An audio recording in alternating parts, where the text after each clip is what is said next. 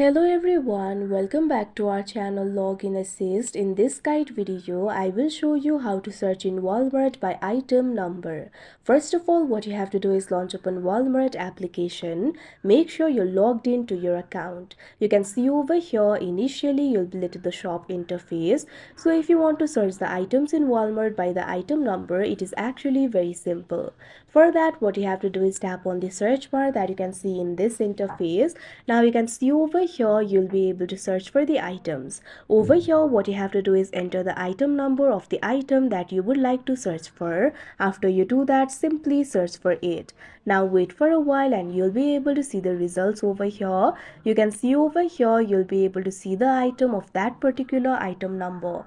You can tap on it and proceed to buy it. So like this you'll be able to search in Walmart by the item number. So that is how you search in Walmart by item number. I hope you found this video helpful. Thank you for watching. Make sure to like, share and subscribe to our channel.